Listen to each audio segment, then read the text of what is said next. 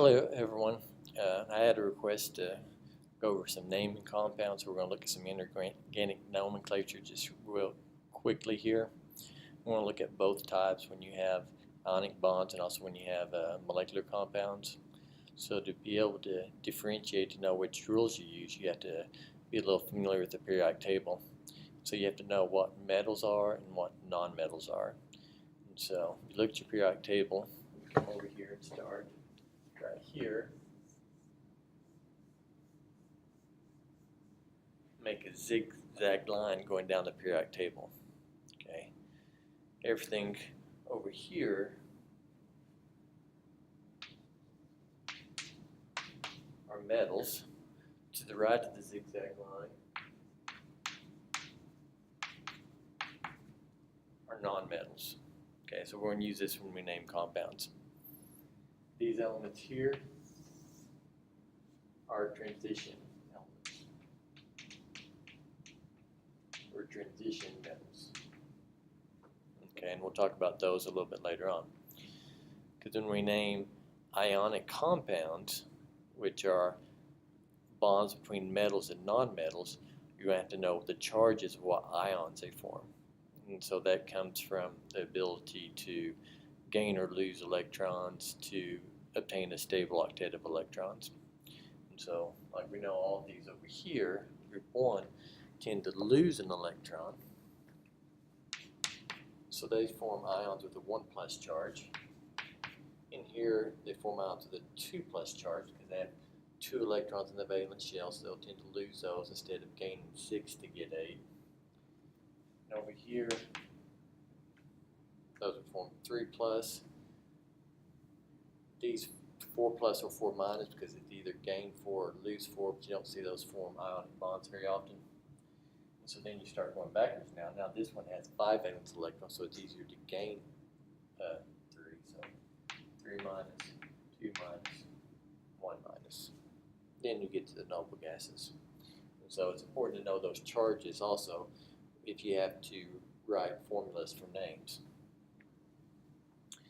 Now, one thing I didn't mention, we don't have charges on these transition metals here, and that's because oftentimes they can form ions with more than 1 charge.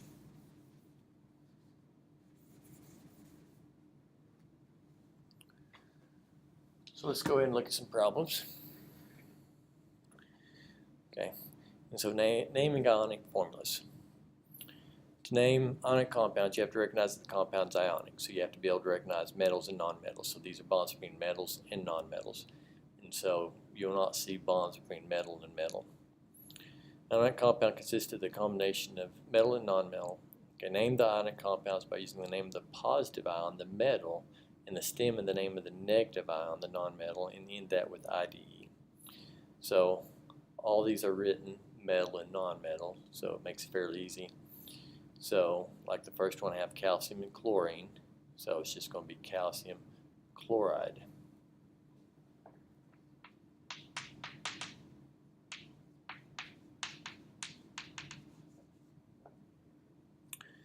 And I have sodium and iodine.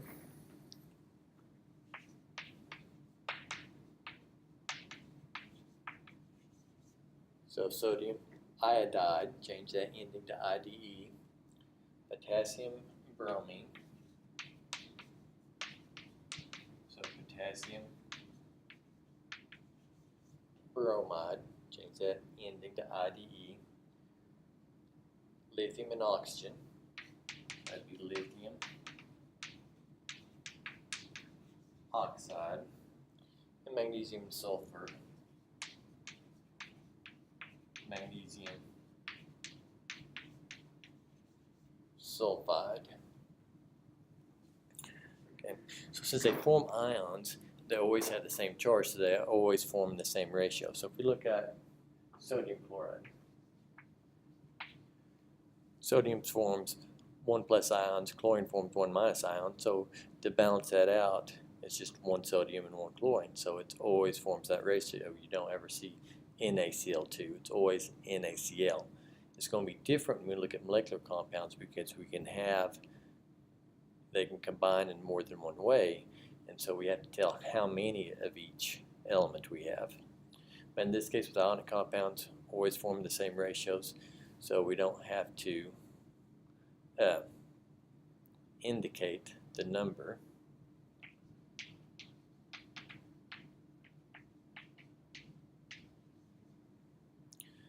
until we get to the transition metals, and we indicate the number a little bit different there than we do with molecular compounds.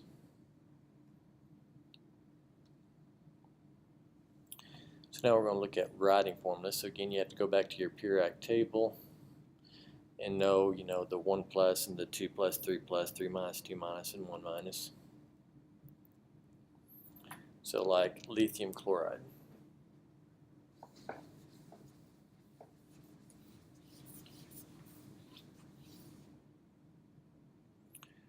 So I use a periodic table and look up lithium. So I see lithium is in group 1. So I know it has a plus charge. I look up chlorine. Chlorine's in group 7, so I know it has a minus charge. Where those charges balance each other out, and so the molecular formula would just be LiCl. However, we look up calcium bromide. Look up calcium on the periodic table. It's a 2 plus. Look up bromines in group 7, so it forms ions with a minus charge. Now to balance out the 2 plus, I would need 2 of the bromides. Okay. So 2 plus, I need 2 minus to get 0, so I need 2 of these. So my formula is CaBr2. Aluminum oxide, so look up aluminum, it's 3 plus. Oxygen is group 6, so 2 minus. And so now to balance this out, I would actually need 2 aluminums to give me 6 plus and 3 oxygens to give me 6 minus. So that way 6 plus 6 minus gives me 0. One way you can do this, but you can only do this, you wouldn't want to do this if you had like a 2 plus and 2 minus, because always balance each other out. But if they're different, higher numbers, you can usually change the subscripts there, and it'll give you the formula Al2O3. So, but you want the lowest whole number ratio there. You wouldn't want to put like you had calcium oxygen. You want to put Ca2O2, just be CaO. With aluminum oxide, Al2O3. Now, with transition metals, a lot of those can form ions with more than one charge. For example, iron can be 2 plus or 3 plus, copper can be 1 plus or 2 plus, chromium can be 2 plus or 3 plus. So to name the compound, use the same rules, but indicate the oxidation state, the charge of the metal ion, using Roman numerals in parentheses.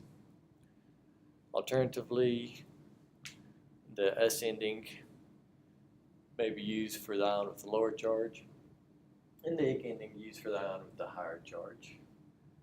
So like iron 2 oxide.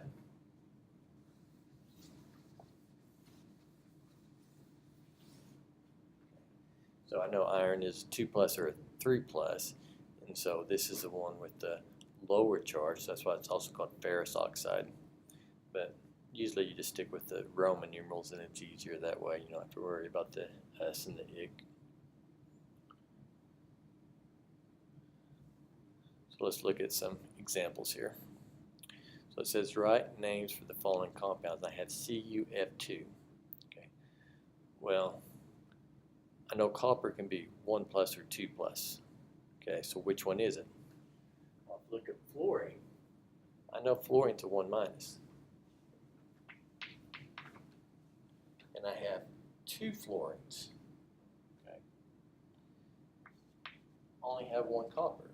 So if I have 2 fluorines, that gives me a charge of 2 minus. So what would copper need to be to balance out? A 2 plus. Okay. So this must be copper 2 fluoride. Okay. Let's look at the next one. Oxygen. Okay. I know chromium could be 2 plus or 3 plus. Which one is it? Well, let's look at what it's bonded to and find out.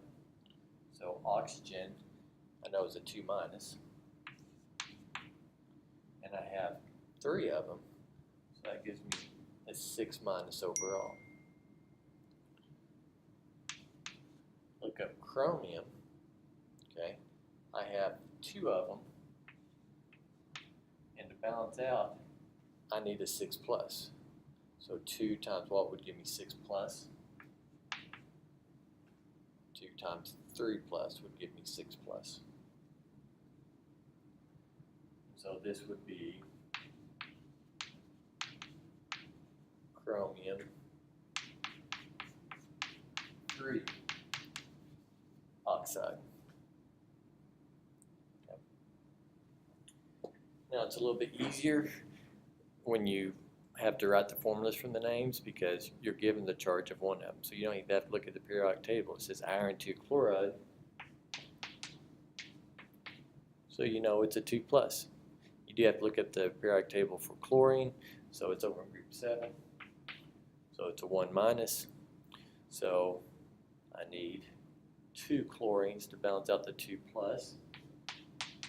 So FeCl2. Copper 2 chloride. So again, I know it's copper 2, so I know it's a 2 plus.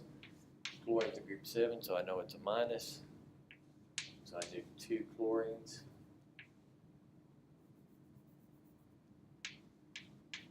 So CuCl2. If it was copper 1 chloride, that means it'd be Cu1 plus, and the formula would just be CuCl. So I think that was a main point of confusion there was with the transition elements, so I hope that clears it up a bit. Let's go on and look at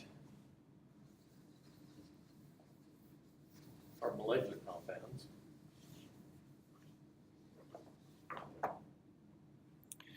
So this is, again, you have to be able to identify metals and nonmetals because you want to look at it and see that there's 2 nonmetals bonded together, so you use some different rules for naming them. And so to name these compounds, the symbol of the most electronegative element is written last. So you determine electronegativity, you can look at the periodic table, and fluorine's the most electronegative element. The closer it is to fluorine, the more electronegative it is, so you can kind of use that to gauge the electronegativity. Or if you have a table that gives electronegativity, you can look at it, but generally you don't have that, so you just look and see which one's closer to fluorine. If the 2 nonmetals have more than 1 atom, use prefixes to tell the number of atoms. So this first one, I have a carbon, then I have 4 chlorines. Chlorine's more closer to fluorine, so it's more electronegative, and so it's going to be written last. I'm carbon chloride, but I have to indicate how many of those chlorines I have, so it's going to be carbon. There's 4 of them, so tetrachloride.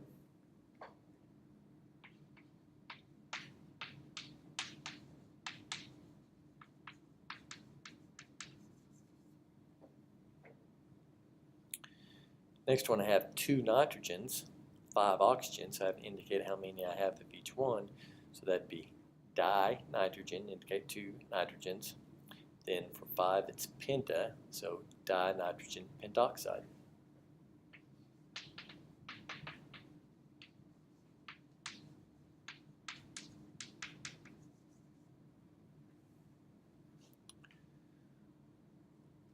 H2O, we all know that's water, but if we name it using rules, because it's 2 nonmetal atoms bond together, we call that dinitrogen.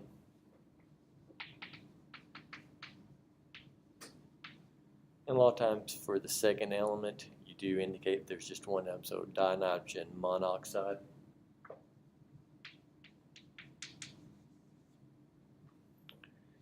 And then we have carbon oxygen, just one of each, and so that's what CO is just carbon monoxide, and we're all familiar with carbon monoxide.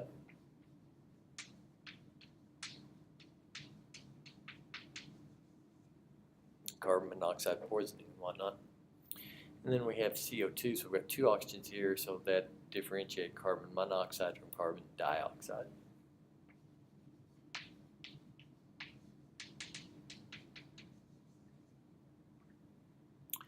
The biggest mistake I see students make is getting the rules confused. And so they see something like CaCl2 and think a lot of people name that calcium dichloride, but this is a metal non-metal, and so it always forms this ratio CaCl2, and so you don't indicate the dichloride, you just name it calcium chloride. You only use those prefixes to indicate the number when it's two non-metals bonded together. And then if it's a metal that can have more than one charge, you use the Roman numerals. So here's writing some chemical formulas for the molecular compounds.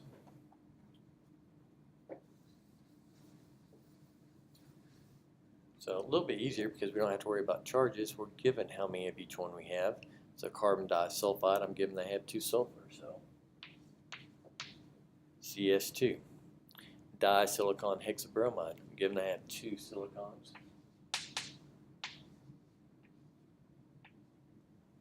And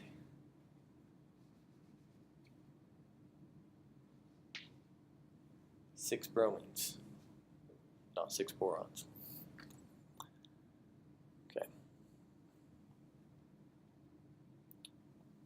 Now another type of naming is when we have polyatomic ions. So here we have a combination of both. We have a metal that's bonded to an electrically charged group of nonmetal atoms. And so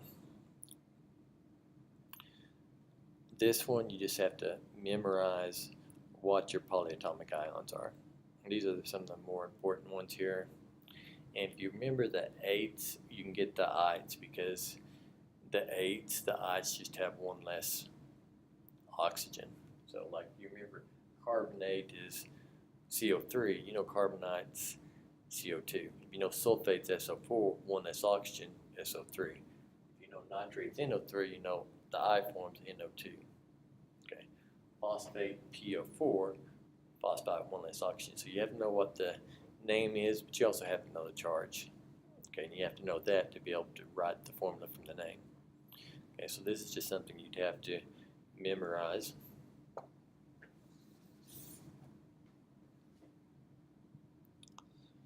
And this is a way to remember it. And so, as I mentioned, remove one oxygen, change the 8 ending to "ite." Add one oxygen, you add the prefix "per." Remove 2 oxygens, add the prefix "hypo" and change it to "ite." And so if you know chlorate is ClO3, you know the minus charge. The minus charge stays the same for all of them. So remove an oxygen, chloride, remove 2 oxygens, hypochlorite, add an oxygen perchlorate. So just from knowing the one, you can get all 4. Name the compound, you name your metal atom, then you just give the name of the polyatomic ion. And then same rules in drawing the formula, but you have to remember you have to know the charge to be able to do that. So let's look at some examples. So here I have NgSO3, so I recognize that this is a metal, this is a group of nonmetals, so that's a polyatomic ion. I know SO4 is sulfate, so SO3 must be sulfide. So I just named that magnesium sulfide.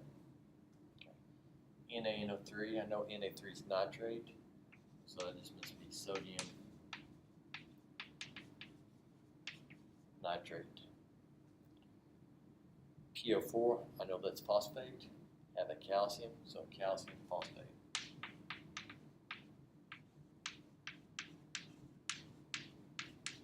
You don't have to worry about like the Ca3 and PO4 too.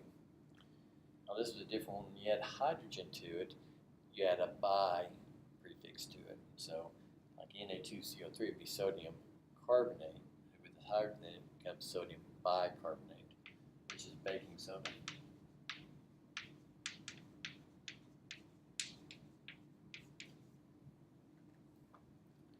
Now going the other way, given the names, sodium sulfate. So I know sodium is Na. I have to look at the periodic table. see that it's in group 1, so I know it forms 1 plus charges. Sulfate, I just memorized it. I know it's SO4 with a 2 minus. So that means I need 2 sodiums to balance out the 2 minus. So Na2SO4. Aluminum nitrate.